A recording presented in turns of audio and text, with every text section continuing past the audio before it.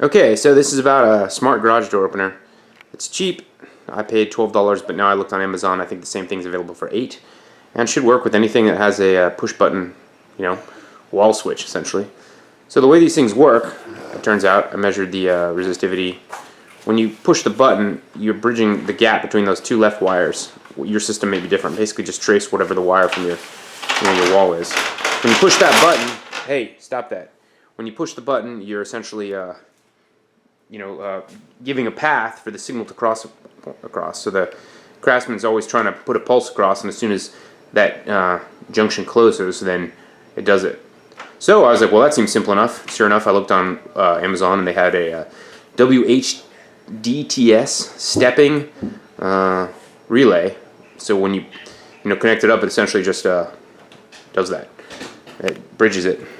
So the way it works is there's I set it up wrong initially. Sorry. What am I?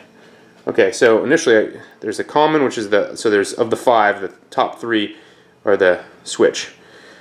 So the middle one's always connected in common, and it doesn't really actually matter which one it is. And if you have the top one on, then it's always open until you push activate the relay. And then if it's connected to the bottom, then it's always closed until you activate the relay and it goes open. So I initially hooked it up that way and it didn't work. And same with the power. The power is the 2 on the bottom. The power is a 12 volt signal DC, 250 milliamps max. So luckily I had a small adapter, and just basically cut the tip off and shoved it in there, and it worked pretty well. In terms of detecting it, so you have your phone or whatever logged into your correct Wi-Fi network. And then all these Sonoff, I think this is made by Sonoff.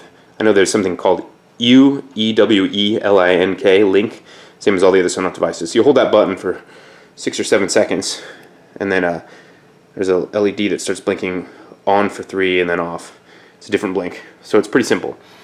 So yeah, I basically just hooked it up in parallel, because then I can either push the garage door to connect those 2 leftmost blocks, or I can activate my smartphone or voice or whatever with Alexa or Google Home, and it does it. So it seemed to be really work. Initially I looked online, and Amazon had them for something different. The MyQ's dropped to about 100, but that's still more than I really want to spend on a budget smartphone or a budget smart garage door. Alright, so where's my phone? Alexa, turn garage door on. Alright. Yeah, alright. Alexa, turn garage door on. Okay. I don't know where my phone went. Oh, there it is. So now when I get home, pull into the driveway, and proximity on my OpenHab detects that my phone is in reach, and then that's it. And of course, so from Odessa, that's my funny name for you-know-who, it only turns on for a second, so you never turn off. It's just turn on, and that triggers it and cycles it. So yeah, this is like I said, an 8, or you can buy the $12 one. I looked and I didn't see the difference. Apparently this is also 4G connected or something, but obviously I'm just using it Wi-Fi. My garage signal initially kind of dead, so I ended up throwing an old router that I had in here and connecting it to my switch network, and now I have garage Wi-Fi, and that's pretty much it. So simple. Like I said, $12 switch. I don't know how much an old adapter costs.